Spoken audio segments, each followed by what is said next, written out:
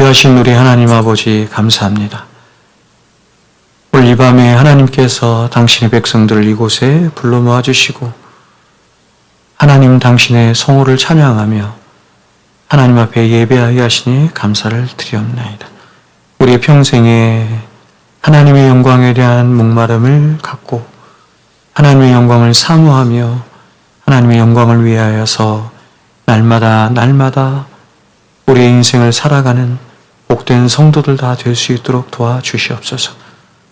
하나님 아버지의 영광을 예배 시간을 통하여 나타내시며 보이시는 귀하신 우리 하나님 아버지, 이 시간도 우리가 그리스도 예수 안에서 성령을 통하여 하나님 앞에 나아가 하나님의 크신 영광을 보는 귀하고 복된 시간 되게 하옵소서. 예수님의 이름으로 기도하옵나이다. 아멘. 네.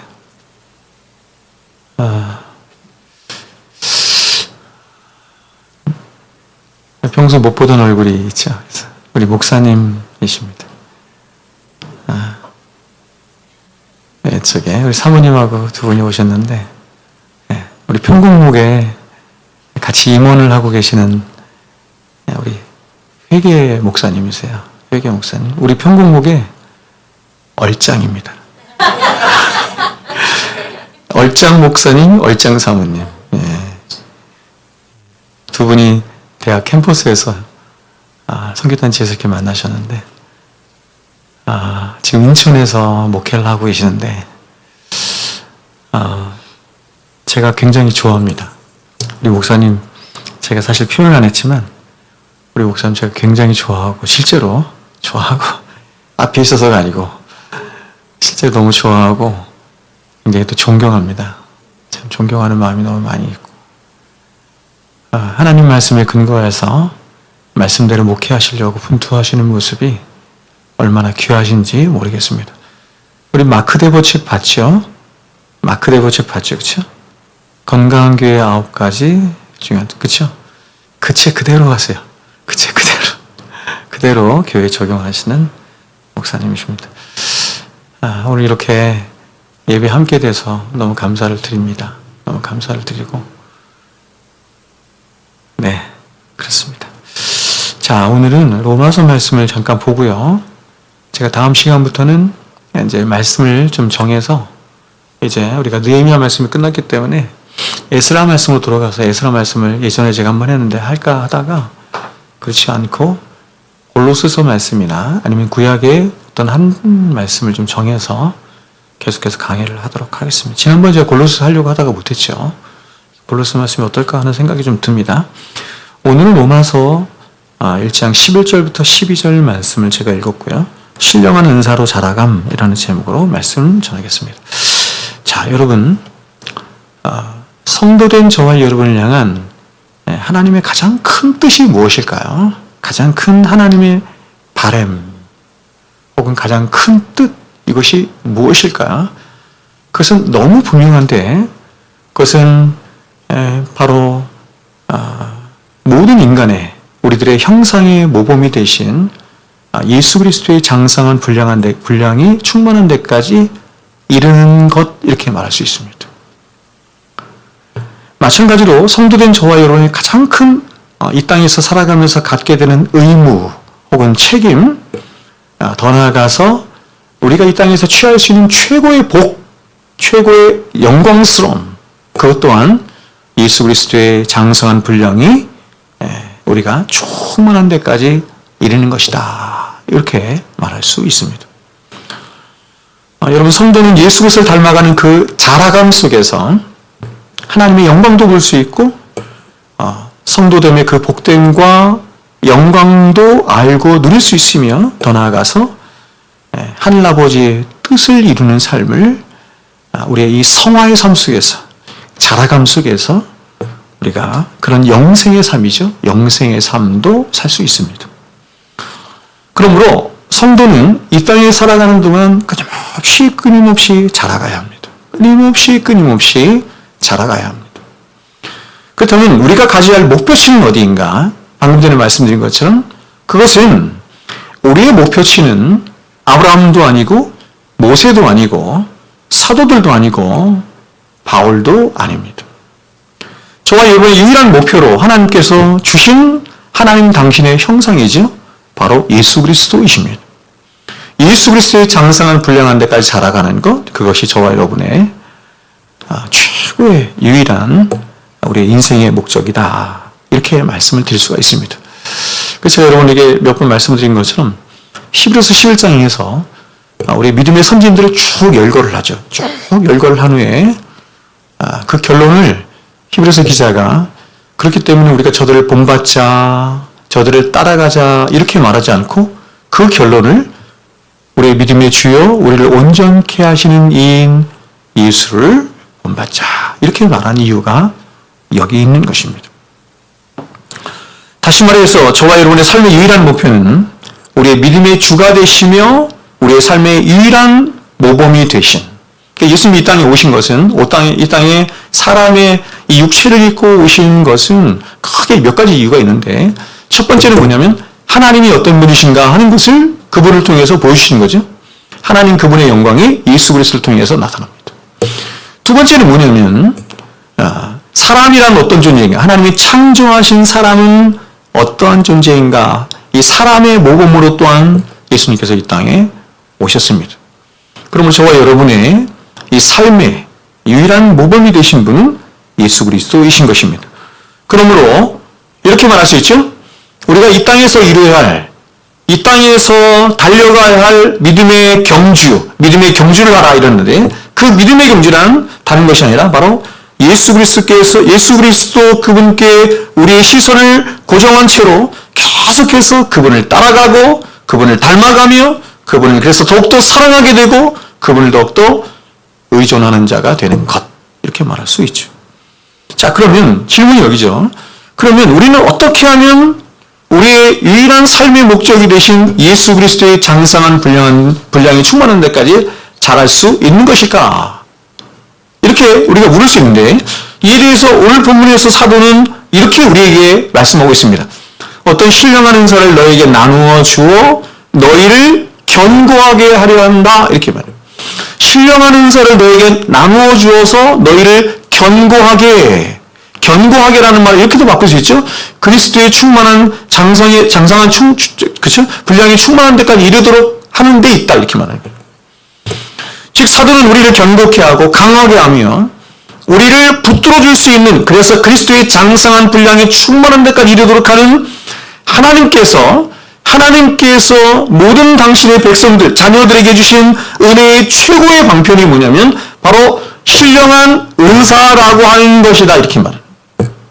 신령한 은사를 통해서 우리는 자라가는 거죠. 자, 그러면 질문입니다. 신령한 은사란 무엇일까? 먼저 여기서 사도 바울이 말하고 있는 신령한 은사는 우리가 흔히 말하는 고린도전서에서 말하는 그런 은사장에서 말하는 은사들을 말하는 것이 절대로 아닙니다. 그 이유는 아주 분명한데, 왜냐하면 우리가 잘 알고 있듯이 고린도전서에서 말씀하는 각종 은사들은 누가 나누어줘요? 누가 나누어주는 거죠? 성령께서 그분의 뜻대로 각 사람에게 나누어주는 것입니다. 은사를 나누어주는 주체자가 누구냐면 성령님이세요. 근데 오늘 보면 사도는 뭐라고 말하냐면 이 신령한 은사를 자신이 나누어준다, 이렇게.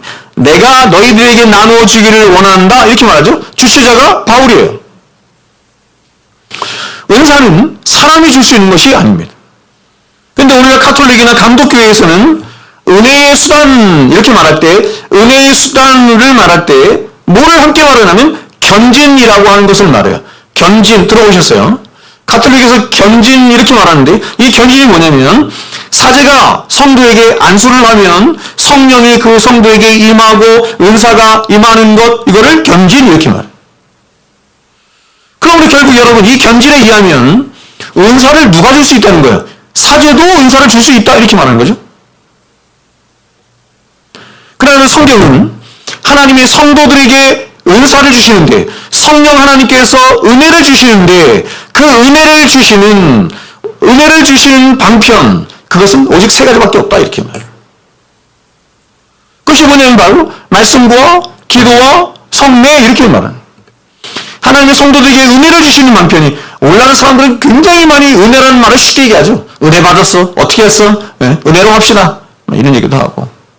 은혜라는 말을 너무 자주 쉽게 그냥 아무렇게나 내뱉지만 하나님께서 우리에게 은혜를 주셔서 은혜를 통해서 우리도 자라가도록 하시는데 그 은혜를 주시는 하나님의 이 은혜의 방편이 세 가지예요. 말씀과 기도와 성령입니다. 그리고 은사라고 하는 것 또한 성령께서 각자에게 그분의 뜻대로 나눠주시는 것이지 절대로 사람이 주거나 사람이 베풀 수 있는 것이 아닙니다.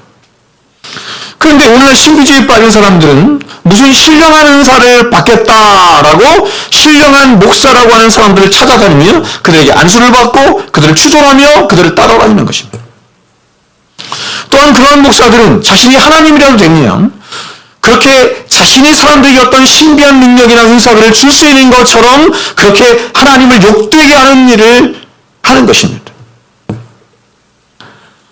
모든 은사는 오직 하나님께만 속한 일이에요. 모든 은사는 오직 하나님께만 속한 것으로 성령 하나님이 주권자가 되셔서 성령 하나님의 뜻대로 각 사람에게 성도들에게 나누어 주시는 것이고 성령 하나님께서 이 은사를 주시는 목적은 하나예요. 교회에는 은사가 있는 목적이 뭐죠? 우리 은사를 주신 목적이 뭐죠? 하나에 하나. 다른 거 얘기하지 않아요. 뭐예요? 교회를 세우기 위함입니다. 그리스도의 몸된 교회를 세우는 것이에요. 다른 용도로 주지 않았어요. 근데 지금 사도는 자신이 신령한 은사를 나누어 주기를 원한다 이렇게 얘기죠. 그 신령한 은사의 주체자가 누구예요? 사도 바울이에요. 이 말은 사도 바울 자신은 로마에 있는 성도들에게 은사를 줄 수 있으며 또 그 은사를 나누어 주기 위해서 나는 로마에 있는 너희들을 방문하기를 원한다 이렇게 말하는 거예요.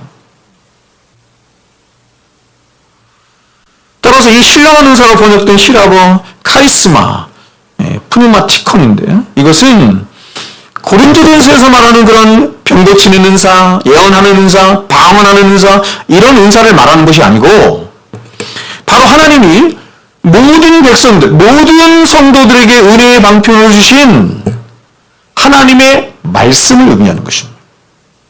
그리고 그 말씀 안에 담겨져 있는 그 말씀의 핵심인 복음을 말하는 것이 되는 거예요. 여러분 우리가 알다시피 사도가 그의 전생애를 통해서 한 사도의 모든 사역의 최고의 핵심은 뭐냐면 말씀을 전하고 말씀을 가르치는 것이었습니다. 말씀을 가르치고 말씀을 전하는 것이었습니다. 예수님이 이 땅에 오셔서 하신 사역도 3대 사역이죠. 하나님의 말씀을 전하는 것이었습니다. 하나님 나라의 복음을 전파하는 것이었습니다. 왜냐하면 사도는 사람의 영혼을 구원하시는 성령의 유일한 은혜의 방편이 오직 하나님의 말씀에만 있을 뿐만 아니라 그 영혼을 그리스도의 장성한 분량에 충만한 데까지 이르도록 하는 하나님 주신 은혜의 절대적인 방편이 오직 말씀이라고 믿었기 때문에 그렇습니다. 말씀 이외에 다른 것으로는 된다고 생각하지를 않았습니다. 그래서 사도는 이러한 확신 속에 이렇게 우리들에게 말을 한 거죠. 먼저 구원과 하나님과의 말씀과의 관계에 대해서 사도가 이렇게 말해요. 들어보세요. 베드로서 1장 23절이죠. 우리가 거듭난 것은 썩어질 씨로 된 것이 아니요 썩지 아니할 씨로 된 것이니 그게 뭐냐 이렇게 말해요. 살아있고 항상 있는 하나님의 말씀으로 된 것입니다. 사람이 구원받는 것은 예수님께 직접 말씀한 것은 물과 성령으로 말씀과 성령으로 믿음은 들음에서 나며 들음은 하나님의 말씀으로 말미암느니라. 그렇죠? 하나님의 말씀이 없이 사람이 구원받는 일은 불가능한 거예요. 로마서 13장입니다. 이렇게 말해요. 누구든지 주의 이름을 부르는 자는 구원을 얻으리라. 그런즉 그들 믿지 않는 자를 어찌 부르리요? 듣지도 못한 이를 어찌 믿으리요? 전파하는 자가 어찌 들으리요? 보내심을 받지 아니하였으면 어찌 전파하리요? 기록된 바 아름답도다 좋은 소식을 전하는 자들의 발이요 함과 같으니라. 그러나 그들이 다 복음을 순종하지 아니하였도다. 이사야가 가로되 주여 우리가 전하는 것을 누가 믿었나이까 하였으니 그러므로 믿음은 들음에서 나며 들음은 그리스도의 말씀으로 말미암았느니라.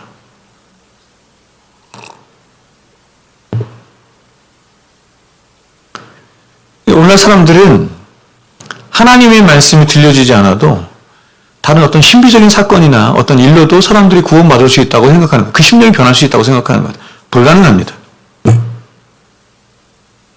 그럼 이번에는 성도의 성화에 관해서는 어떨까? 성경은 이렇게 말해요. 베드로서 2장 2절이죠. 갓난아이 일같이 순전하고 신령한 젖을 사모하라. 하나님 말씀이죠. 이는 그로 말미암아 너희가 구원에 이르도록 자라게 하려 함이라. 자라는 구원에 대해서 말하죠. 디모데후서 3장 15절 17절입니다. 모든 성경은 하나님의 감동으로 된 것으로 교훈과 책망과 바르게 함과 의로 교육하기에 유익하니 이는 하나님의 사람으로 온전하게 하며 모든 선한 일을 행할 능력을 갖추게 하라 함이라. 사람으로 하여금 온전한 사람이 되게 하는 것, 선한 일을 행할 능력을 갖추게 하는 것, 뭐밖에 없다? 말씀밖에 없다는 거예요. 하나님 말씀밖에 없다. 그래서 바울은 4차례 전도 여행을 하면서 수많은 교회들을 개척해 나갈 때마다 그 교회를 견고케 하기 위해서 그의 모든 사역의 중심에 바로 말씀 사역을 두었던 것이며 다른 거 하지 않아요. 뿐만 아니라 사도가 전도 여행을 하면서 누구를 만나든지 어디를 가든지 그는 말씀 전하는 일에 전무했습니다. 또한 그 말씀이 필요한 자들에게 말씀을 가르치는 일에 열심을 다했습니다. 그 한 일을 보면 이렇습니다. 우리가 사도행전 19장을 보면 바울이 에베소에서 2년 반 동안 머물러요. 2년 반 동안 머물러 있었는데 성경은 그가 에베소에 머물면서 무슨 일을 했는가 이렇게 성경이 증거할 때 다른 일을 한 게 아니라 날마다 어디에서? 두란노 서원이라고 하는 곳에서 두란노 서원에서 2년 동안 말씀을 가르치는 했대요. 여러분 2년 동안 사도 바울이 거기 모이는 사람들에게 말씀을 얼마나 많이 가르쳤냐면 베자사본에 의하면 바울은 이 두란노 사원에서 오전 11시부터 오후 4시까지 무려 5시간 동안 성경을 강론했다고 합니다. 그러니까 제가 이걸 한번 계산해 봤어요. 제가 언젠가 말씀드린 것처럼 계산을 해봤어요. 2년 동안 날마다 이렇게 하루 5시간씩 강론하면 그 설교의 양이, 가르침의 양이 얼마나 될까 한번 계산을 해봤더니 오늘날 보통 교회들이 주일날 40분 설교한다고 생각하고 이 분량으로 계산 60년치예요. 60년치의 주일날 설교를 들은 오늘날 사람들 듣는 설교를 두란노서원에서 2년 동안 하루에 5시간씩 한 거예요. 그래서 바울은 에베소 장로들과 밀레도 항구에서 마지막 작별의 인사를 하면서 자신의 에베소에서의 2년간의 목회 혹은 2년 반의 이 목회를 이렇게 회상하면서 이렇게 말을 한 거예요. 그러니까 목사가 사임하고 떠날 때 이렇게 얘기를 해야 되는 거야. 이렇게 고백을 해야 되는 거야. 들어보세요. 사도행전 20장 19절 21절. 곧 모든 겸손과 눈물이며 목회를 어떻게 했냐면 모든 겸손과 눈물로 했다. 제가 아는 어떤 목사님은 이렇게 말해요. 목회가 뭡니까? 이렇게 했더니 그 목사님은 목회를 이렇게 정의를 하더라고요. 눈물이 늘 그렁그렁한 겁니다. 이렇게 얘기하더라고요. 곧 모든 겸손과 눈물입니다. 유대인의 관계로 말미암아 당한 시험을 참는 것입니다. 주를 섬긴 것과 유익한 것은 영혼에 유익한 것은 무엇인지 공중 앞에서나 각 집에서나 거리낌 없이 여러분에게 전하여 가르치고 유대인과 헬라인들에게 하나님께 대한 회개와 우리 주 예수 그리스도에 대한 믿음을 증언한 것이라. 여러분, 우리 믿음의 성도들이 다 그랬던 것처럼 보세요. 사도 바울의 목회를 한마디로 무슨 목회라고 할 수 있어요? 이런 목회를 무슨 목회라 그래? 이걸 회심 목회라고 하는 거예요. 회심 목회라고.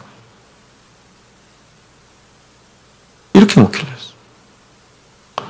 제가 전도사 시절에 부목사님이 이제 교회 행정도 하고 청년부도 하고 막 이랬어요. 교회를 떠날 때 애들하고 부둥켜 울고 막 그랬지. 청년들하고. 마지막 설교를 하는데 이렇게 설교를 하셨습니다. 뭐라고 설교하셨냐면 이렇게 설교하셨어요. 내가 이 교회에 3년 동안 있으면서 청년들에게 한 것은 아무것도 없습니다.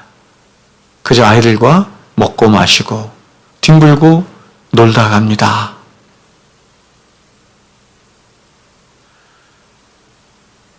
옛날 청년사역자들은 그게 잘하는 거라고 생각했어요. 그게 잘하는 거라고. 물론 그런 청년 목회를 하는데 성도들도 마찬가지지. 그런 일이 필요하다고 생각은 들어요.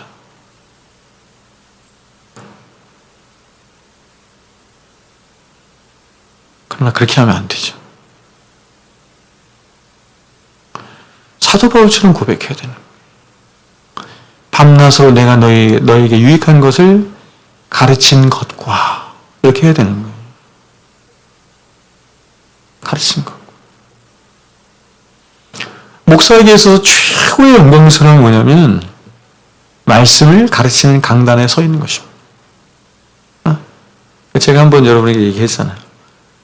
예전에 목사들 모임에 가서 한번 제가 얘기를 한 거예요. 뭐라고 얘기했냐면 일주일에도 막 5번씩 6번씩 설교하는 게 너무 힘들다. 제가 이렇게 설교가 많다. 그때 젊은 목사님이, 저보다 한참 젊은 목사님이 저한테 한마디를 했을 때 제가 아주 뒤통수를 세게 한 대 맞았어요.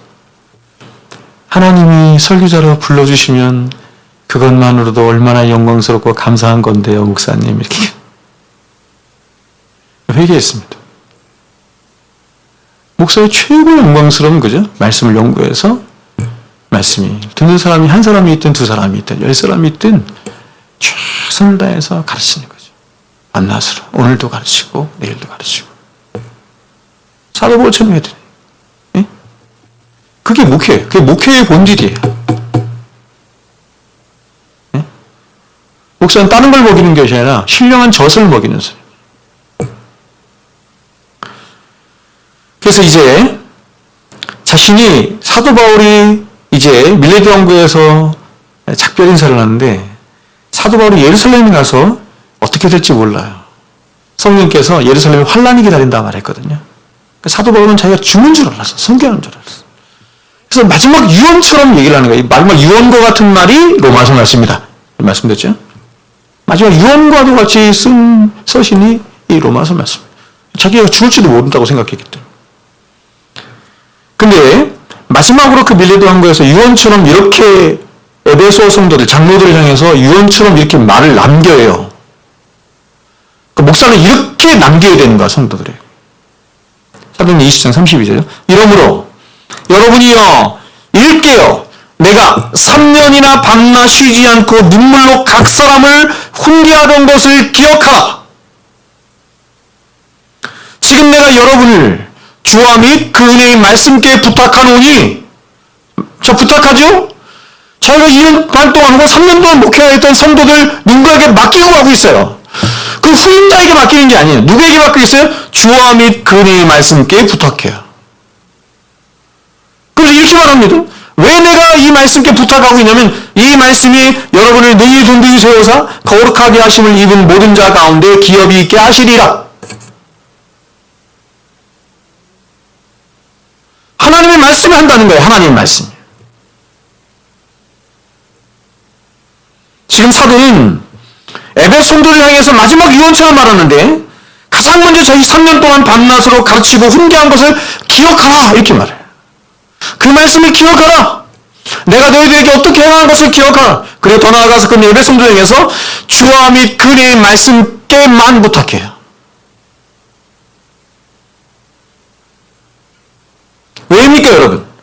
그것은 그 말씀만이 그들을 능히 든든히 세워서 거룩하게 하심을 입은 모든 자 가운데 기업이 있게 하시는 능력이 되거든요. 말씀만이.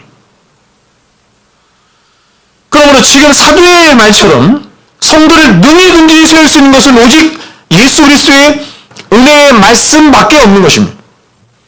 이 말씀 외에 어떤 것도 성도를 성도되게 하고 교회를 교회되게 하는 데는 다 실패해. 안 돼요, 여러분. 다른 것으로는 되지 않아. 다른 것으로 된다고 자꾸 사람들이 얘기해. 다른 것으로 될 것처럼 사람들이 자꾸 그렇게 요청해. 속으면 안 됩니다, 여러분. 그 성령과 역사에 나타난 모든 주의 종들 역시도 이렇게 바울처럼 모두가 다 한결같이 오직 사람을 구원하고 사람을 참 하나님 백성 되게 하는 주의 말씀을, 이 주의 말씀을 그의 평생의 삶에 날마다 연구하고 가르치며 전도하는 일에 자신의 목회의 모든 것을 다 바친 거예요. 여기에 바친 거예요.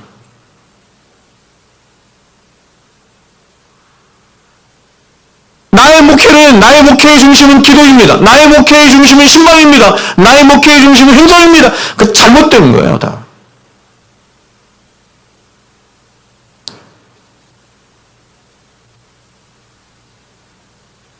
뭐가 중요한지를 알아야죠. 자, 그렇다면 지금 사도가 말하고 있는 어떤 신령한 은사로 지칭되는 하나님의 말씀, 그 말씀의 핵심이 뭔지 보세요. 이것에 대해서 사도가 9절에서 말해요. 9절에서 뭐라고 하냐면 이렇게 말합니다. 그의 아들의 복음 안에서 이렇게 말을. 즉 사도 바울의 모든 사역의 중심은 하나님의 말씀을 전하는 것인데, 그런데 그 말씀의 중심, 최고 핵심은 다른 것이 아니라 바로 그의 아들에 관한 복음의 이야기예요. 로마서 1장 1절과 2절에 나오죠. 그의 아들에 관한 이야기, 그걸 복음이라고 그래요. 이 아들에 관한 이야기를 두 가지로 이렇게 축약해서 말씀드릴 수 있는데, 하나는 뭐냐면 그 아들이신 예수 그리스도의 십자가에서의 죽으심, 첫 번째 기둥이에요. 두 번째 기둥은 뭐냐면 그 죽음을 이기시고 다시 사신 부활입니다. 부활. 그게 복음이에요. 그래서 그는 고린도전서 2장에서 자신의 사도권까지 의심하며 바울에게 당신이 사도라고 하는 어떤 이적이나 증표나 어떤 탁월한 가르침들 내어봐라 라고 하는 고린도서 성서에서 그가 이렇게 대답을 하는 거야. 들어보세요. 고린도서 2장 2절이죠. 내가 너희 중에서 예수 그리스도와 그의 십자가에 못 박힌 것 외에는 아무것도 알지 아니하기로 작정하였습니다.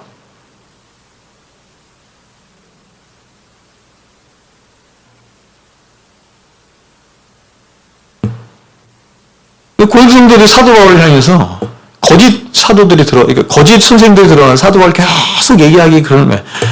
야, 너네 그 선생이라고 하는 자가, 목사라고 하는 자가 맨날 하는 말이 맨날 똑같은 말 얘기만 하고, 맨날 십자가 얘기만 하고, 맨날 예수 얘기만 하고, 응? 죄에 대해서, 의에 대해서, 심판에 대해서만 얘기하고, 좀 다른 거 없냐? 너희들 유익하게 할 만한 거 다른 거 없냐? 어떤 위대한 철학적인 가르침 이런 거 없냐?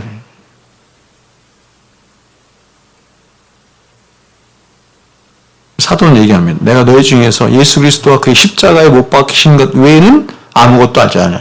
이게 뭐냐? 아무것도 전하지 않기로 이렇게 됩니다.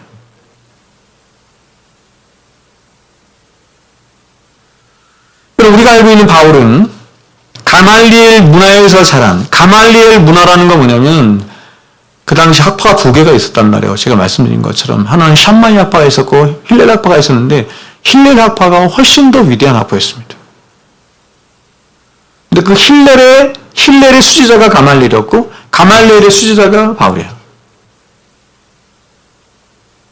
그러니까 최고로 총박받는 이 석학 중의 석학이 바로 바울입니다. 그는 바리새인으로 훈련을 받았을 뿐만 아니라 유대율법과 헬라 철학과 역사와 문학과 시에도 능했습니다. 뿐만 아니라 고린도서 12장에 보면 정말 놀라운데 그는 낙원이라고 하는 곳에 이끌려갑니다. 낙원이라고 하는 곳에 이끌려가서 거기서 이렇게 말해요. 내가 말할 수 없는 계시와 환상을 보았다. 이렇게 말해요. 들었다. 이렇게. 그런 사람이에요. 14년 전에 봤더니 14년 만에 이 간증을 처음 한다는 걸 알게 됩니다. 14년 만에 간증을 처음 하는 거예요. 응? 여러분 낙원에 갔다 오면 가만히 있겠어요? 그 다음날부터 견디지를 못한 이 사람 만날 때는 내 낙원 갔다 왔다 계시를 들었다고. 사도 바울은 14년 동안 한 번도 간증하지 않았어요. 그리고 그는 그가 가는 사역의 현장마다 엄청난 기적들을 맛보았습니다. 그래서 오죽하면 사람들은 바울의 몸에서 손수건이나 앞치마를 가져다가 병든 사람에게 얹으면 그 병이 떠나가고 악기도 떠나가는 일까지 있었던 것입니다. 굉장한 사람이에요. 죽은 사람도 살렸죠? 누구예요? 유두고. 그렇죠? 독사에 물렸는데 살죠? 그 사람이 힘이 하나 막혀 있어요.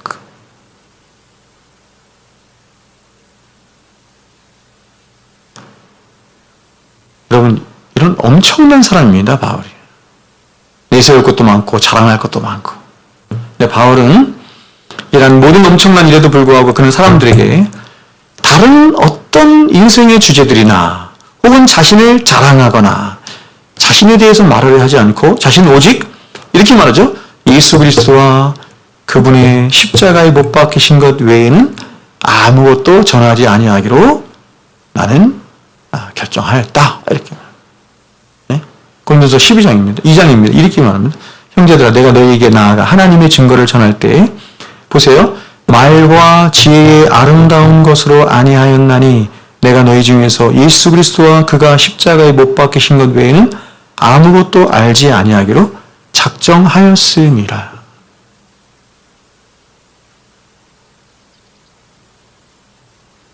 자, 그러면 왜 사도가 이렇게 결심을 했을까? 그것은 아까도 우리가 말씀드린 것처럼 이 예수 그리스도의 복음 이외에 영혼을 구원할 수 있는 방법이 없기 때문이에요. 세상의 어떤 탁월한 학문이나 철학이나 혹은 신비스러운 체험이나 종교나 사람을 기쁘게 할 수 있는, 사람의 마음을 기쁘게 할 수 있는 어떤 심리학적인 치료가 사람의 영혼을 구원하거나 사람의 영혼을 변화시킬 수 없어요. 근데 이게 어려운 게 뭐냐면 이런 것들이 너무 이렇게 그럴듯해 보인다는 거예요. 그럴 수 있는 것처럼 보인다는 거예요. 그런 능력이 있는 것처럼 너무나 많이 화려하게 보인다는 거예요. 이게 어려워. 오히려 예수 그리스도의 십자가의 복음은 이사야 선지자 이사야 53장 1절에서 말하는 거야. 야, 누가 우리가 전한 이 복음을 믿을 수 있겠느냐 하였던 것처럼 너무 미련하게 보여. 제가 주일날 방주에서 얘기했지만 미련하게 보이고 바보처럼 보이고 거칠게 보이고.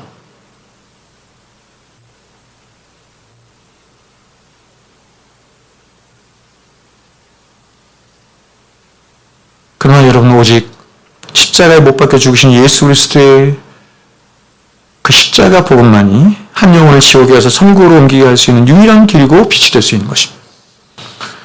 그러므로 바울은 자신의 모든 사역이 오직 그의 아들의 복음 안에서만 나타나고 발견되어지기를 원한다. 이렇게 말해요. 자, 그러므로 우리는 여기서 예수 그리스도의 그 복음 안에 있는 교회죠, 교회. 교회의 정체성을 보는 거예요. 교회가 과연 무엇이며 또한 그 교회의 사명이 또 책임이 어떤 것인지를 보고 깨닫게 되는 것입니다. 초대교회 때부터 교회는 이렇게 정했어요. 그렇죠? 제가 말씀드린 것처럼 히브리파 과부와 헬라파 과부가 이렇게 논쟁이 붙었어. 무슨 문제 때문에? 부지하는 문제 때문에. 중요한 문제죠. 근데 사도들이 회의를 열었어요. 사도들이 회의를 열었더니 교회가 결정했다 이런 뜻이야. 교회가 결정해서 영구히 그걸 결정했다 이런 뜻입니다. 뭐라고 결정했어요? 그걸 집사들을 세워서 그걸 맡기고, 네? 야, 그런 거는 본질적인 일도 아니고 별로 중요한 일도 아니고 하지 마! 이렇게 하는 것이 아니라 집사들을 세워서 그 일을 하게 하고 이렇게 말합니다. 우리는 말씀 전하는 것과 기도하는 일에 전무하리라. 이게 교회의 정체성이라는 것입니다. 즉 예수 그리스도의 복음 안에 불려진 교회는 문학이나 철학이나 혹은 다른 어떤 학문적인 소양들을 가르치지 않아요. 혹은 오늘날 어떤 교회들처럼 사람들의 마음을 기쁘게 하고 사람들의 마음을 유익하게 할 만한 어떤 음악, 예술, 스포츠 이런 걸 제공해 주는 것이 아니에요. 여러분 제가 이런 걸 하지 말라는 얘기가 아닙니다. 네? 너무 잘하는 것은 우리는 두 나라 백성을 살려. 해야 돼요. 할 수 있어요. 그러니까 교회는 아주 특별한 기관이기 때문에 그런 걸 하는 데가 아니에요. 더 나아가서 교회는 세상에 소외되고 가난한 자들 도와주고 그들을 돌보기 위해서 하나님께서 세우신 기관도 아니에요. 그런 것을 하지 말라는 얘기 아니에요. 본질적인 일이 아니다. 이게. 본질적인 일이 아니에요. 여러분 이러한 일은 세상에서도 얼마든지 할 수 있고 또 세상에 마땅히 해야 하는 일이고 그리스도인들 역시도 세상에서 이러한 일에 얼마든지 참여할 수 있고 또 참여도 해야 되고 만약에 교회 안에서 이러한 일이 벌어진다고 한다면 아까 말씀드린 것처럼 사이드에 있어요. 본질적인 일이 아니라는 얘기예요. 하지 말라는 얘기가 아니에요.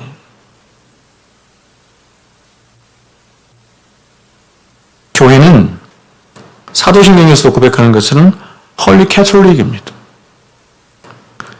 영적인 공의회입니다. 저와 여러분이 교회를 부름받아 교회를 모여 함께 예배드리며 함께 합력함으로 하나님의 나라를 이루어가는 오직 한 가지 이유는 교회가 바로 그의 아들의 복음 때문에 세워졌기 때문이며, 따라서 교회는 그 아들의 복음 때문에 존재하게 된, 그분의 영광을 위해서 존재하게 된 신적인 기관이 교회예요.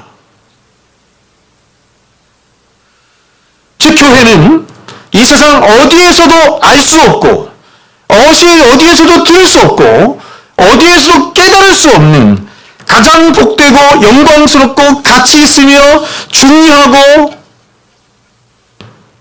가장 절대적인 일이에요.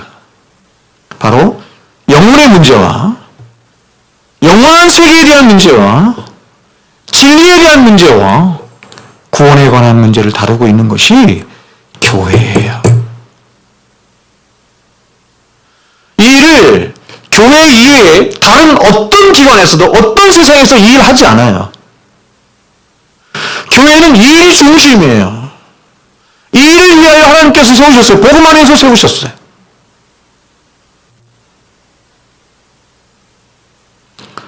그래서 교회들이 자꾸 다른 일을 하려고 하거나 다른 것으로 승부 보려고 하는 것은 저는 잘못했다고 생각해요.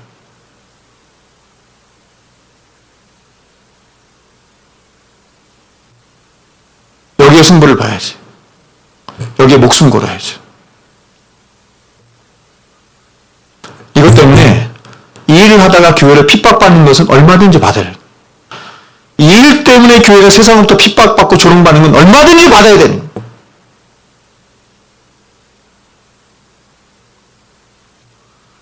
그러므로 교회가 그의 아들의 복음의 한계, 보세요. 예수 그리스도 그분의 복음의 한계 밖으로 나가는 것을 두려워해야 돼요. 뿐만 아니라 그의 아들의 복음 이외에 다른 어떤 것도 교회 안으로 들어오도록 허락하는 일을 해서는 안 되는 거예요. 제가 어저께 화요승부에서 여러분에게 말씀드린 것처럼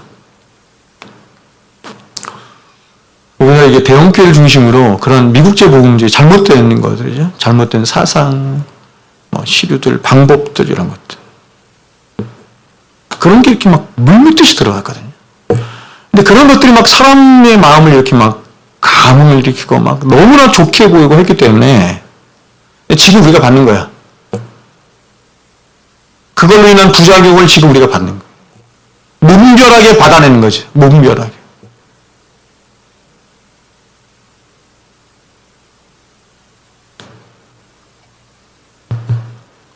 진리의 방어선을 치고 세상 것이 들어오지 못하도록 막아야 돼요.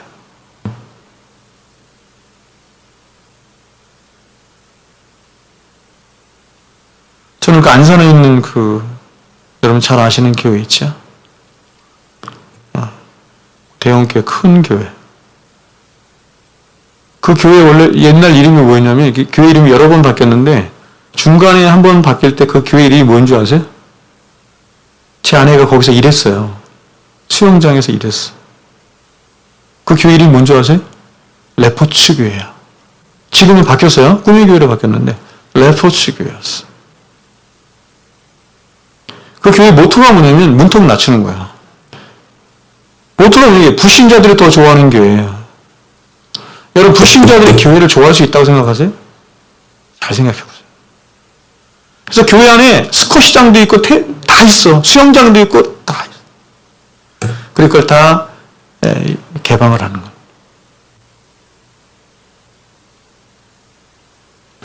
그런 걸 이제 잘하는 거라고 생각하잖아요, 교회 입장에서.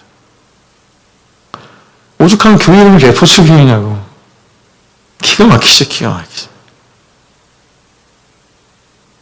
지금은 꿈의 교회예요. 이렇게 교회가 꿈을 꾸는지. 교회가 꾸어야 꿈을 하나님께서 벌써 주셨어요, 우리에게. 주셨어요? 그쵸? 그 사명선언문이라고 그래요. 제가 이게 뭐라 그랬어요? 그게 뭐라 그랬어요? 주기도문이에요. 왜 자꾸 다른 꿈을 꾸냐고. 오늘 말씀 맺겠습니다. 오늘 목사님 오셔서 말씀 좀 짧게, 원래 훨씬 더 길게 하는데, 성도가 성도되는 일과 교회가 교회되는 일의 가장 핵심에는 하나님의 말씀이 있습니다. 하나님 말씀. 말씀이 전부예요, 여러분.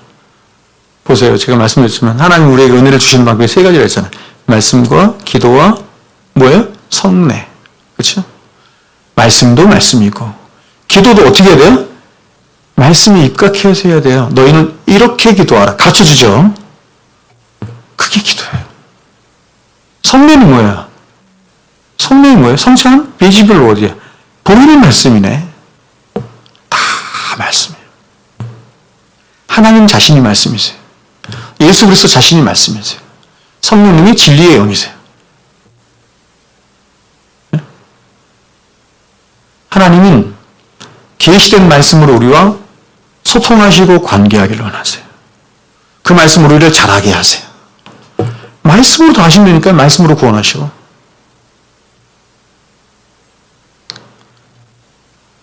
그래서 교회는 말씀의 터 위에 있고 말씀에 목숨 거는 거예요.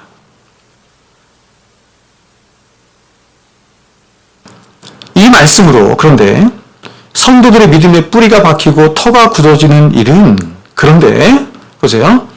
이 말씀으로만 성도들이 구원받고 성도들이 잘할 수 있는데 근데 그 말씀으로 성도들의 믿음의 뿌리가 박혀서 터가 굳어지는 일에는 굉장히 오랜 시간이 걸려요.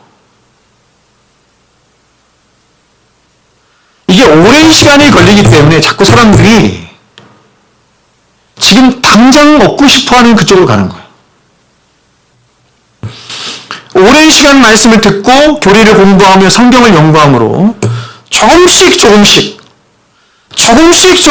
믿음의 터가 박히고 굳어져서 그 신앙이 견고해져 가는 거예요. 그 어떤 목사님들이 말하는 것처럼 마치 신앙의 지름길이 있는 것처럼 말하는 것은 성경이 말씀하는 바가 아니에요. 이제 부산에서 하는 그 세미나 갔더니 그 얘기하더라고요. 아주 확실히 얘기하더라고요. 신앙의 지름길이 있습니다. 성경에 신앙의 지름길이 있다고 얘기해요. 잘 보십시오. 오늘날 많은 사람들이 그러한 가르침에 미혹이 돼서 신앙을 자꾸 프로그램화시키고 과정화시키는 거예요. 프로그램화시키고 과정화시켜. 그래서 이런 코스를 2년 동안 받으면 3년 동안 받으면 신앙이 마치 한꺼번에 확 업그레이드된 것처럼 생각해. 이러한 신앙은 겉으로 볼 때는 굉장히 그럴듯해 보이고 좋아 보이지만 절대로 성경이 말씀하는 뿌리가 박히고 터가 굳어지는 그런 단단한 신앙이 될 수 없어요. 더 나아가서 건강한 신앙이 될 수 없어요.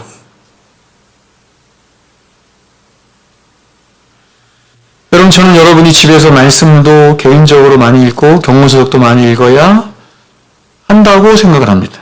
그러나 그런 것들보다 가장 앞서야 할 것, 가장 중요한 것이 뭐냐면 공예배예요. 공예배. 여러분, 예수가족교회에서 세미나 할 때도 목사님께 들었죠? 오늘날 공예배가 막 흐려져. 삶의 예배가 중요하다. 그래서 막 삶의 예배와 공예배가 막 이런 들었더니 저런 들었더니 막 저는 공예배가 가장 중요하다고 믿는 사람입니다. 왜냐하면 가장 일차적으로 이렇습니다. 공예배를 통해 전해지는 말씀은 여러분이 개인적으로 읽고 묵상하는 말씀과 전혀 다른 말씀이기 때문에 그렇습니다. 이에 반대하는 목사들도 되게 많아요. 제가 지금 말씀드린 거에 반대하는 목사들도 많아요. 그러나 엄격하게 구분됩니다. 그래서 우리 교단에서는 신학 3년을 해서 신학을 통과한 자에게 강도권을 주는 거야. 강도사. 설교할 수 있어. 아, 너는 이제 성경을 볼 수 있겠구나. 성경을 전할 수 있는 능력이 어느 정도 함양됐다고 인정해 주는 거죠. 하나님 말씀을 전하는 것은 큐티하듯이 하는 게 아니에요. 공예배를 통해 전해지는 말씀은 그야말로 신학적인 체계와 토대 위에서 해석되어지고 적용된 말씀으로 세상에 완전한 말씀은 없는데 그 오류를 최소한 공적인 말씀이에요. 공적인 말씀이자 권위가 부여된 말씀이에요. 그러나 여러분 개인적으로 묵상하는 말씀은 많은 오류와 결점이 있는 말씀으로 그러한 말씀은 공적인 말씀으로 강단에서 선포되기에는 부적절해. 여러분 집에서 큐티하듯이 공부하고 혼자서 공부하고 혼자서 묵상했어. 그것 가지고 여기 와서 설교하면 안 돼요.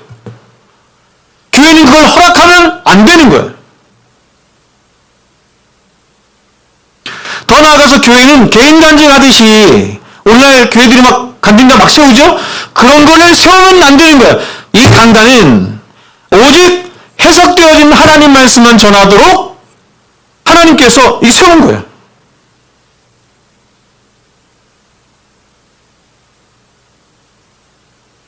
그럼 우리가 개인적으로 하나님의 말씀을 보고 묵상하는 것도 물론 중요하지만 그러나 공적인 예배를 통해 선포되는 공적인 말씀은 더욱더 중요합니다. 그 말씀이 여러분의 신앙의 뼈대를 형성하는 거예요. 그렇게 느껴요?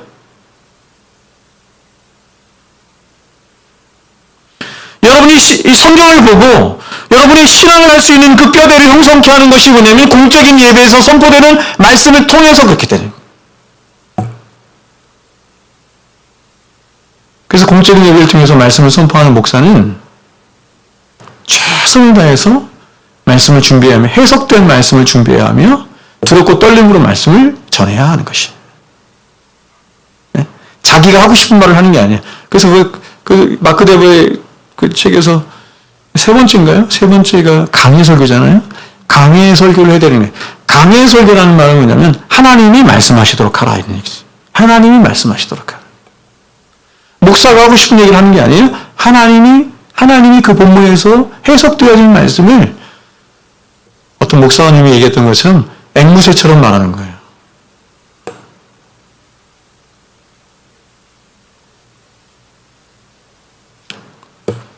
성경이 말씀하는 성도는 예배와 말씀을 자신의 삶의 최우선순위에 둡니다. 오늘날 많은 성도들이 자신의 삶은 코피가 터지도록 살아.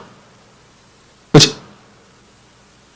지금도 직장에서 여기 청사에서 1년에 몇 명씩 죽어나가는 거 모르시죠? 일하다가. 아니 그런 것 좀 봤으면 좋겠어. 기도하다가 죽어나가는 거. 기도하다가 예배하다가 그런 일이 왜 없지?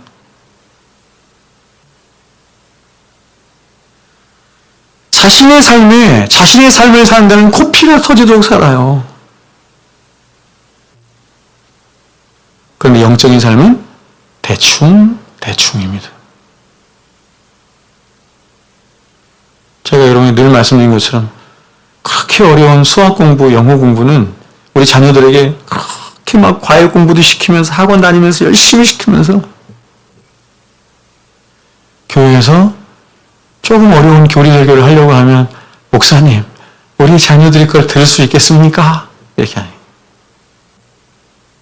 못 들으면 집에서 과외 훈련시키세요. 과외 시키세요. 과외라도 시켜야지.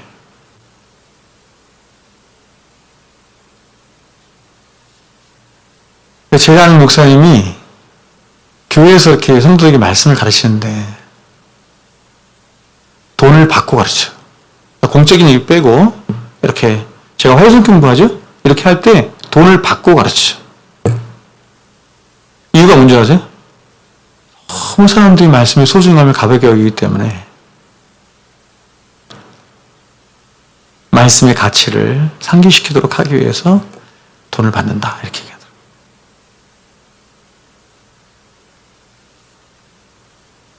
육신을 위하여 그렇게 열심을 내면서 자신의 영원 삶이 걸린 문제에는 그렇게 형식적일 수 있고 대충 할 수 있는가?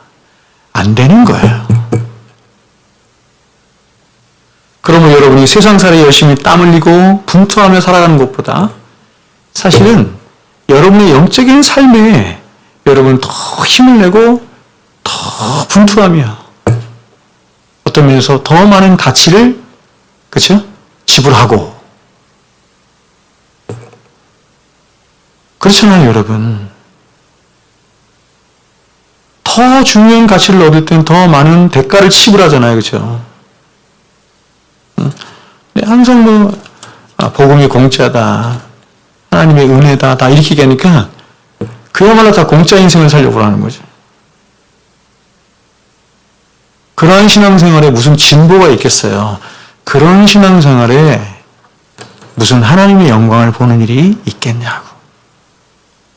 그렇죠? 이 얘기는 마칩니다. 제가 지난 주일날 이렇게 목장에서 같이 얘기를 나누면서 이 이야기를 했어요. 무슨 얘기를 했냐면 제가 이렇게 과거를 쭉 돌아보니까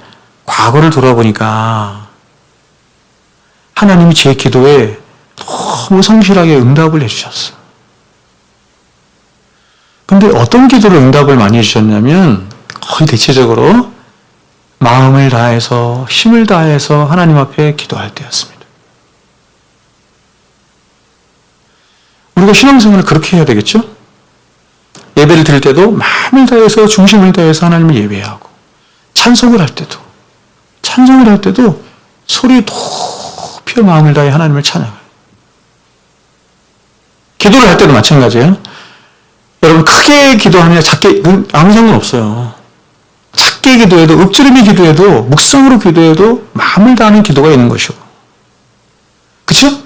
크게 기도를 해도 예수님께서 말씀하신 것은 중언부언하다 아무 의미 없이 허공을 떠는 그런 기도도 있는 것이에요. 하나님이 가장 기뻐하시는 것은 뭐냐면 마음을 다하는 것입니다. 중심을 다하는 것입니다. 그래야 진보가 있습니다. 바라기는 여러분, 하나님이 여러분에게 건강 주셨을 때 어떤 사람은 지금 병원에 있어요. 예배 나오고 싶어도 못 나와. 기도하고 싶어도 못해. 말씀 보고 싶어도 못해. 성경책이 내 앞에 있는데 하나님 말씀이 있는데도 여러분 건강 허락돼서 이거 점점 느끼죠? 제 눈이 점점 흐려져요 지금.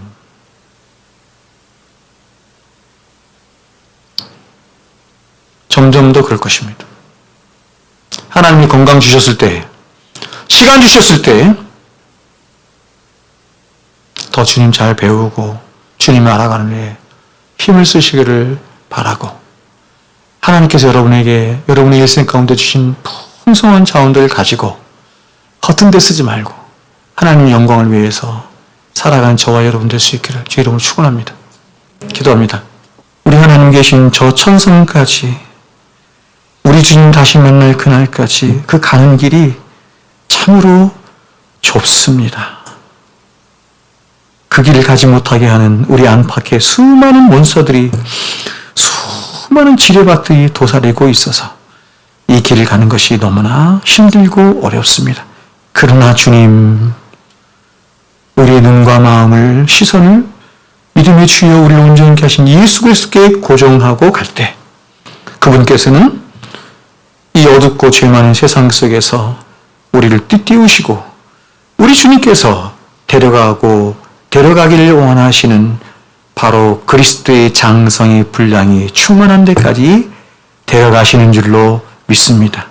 그러므로 하나님, 우리의 마음도 우리의 생각도 하나님 어떤 것들에 두지 않고 우리의 믿음의 주가 되시고 우리를 온전케 하신 예수 그리스도께 두고 예수 그리스도를 따라가고 예수 그리스도를 닮아가며 예수 그리스도를 그래서 더욱더 사랑하고 더욱더 의지하는 자가 신령한 인사 안에서 날마다 커져가게 하여 주시옵소서. 이제는 우리 구주 예수 그리스도의 은혜와 하나님 아버지의 사랑하심과 성령님의 교통 충만하심 역사가 이제부터 영원토록 우리와 항상 함께 있을지어다. 아멘.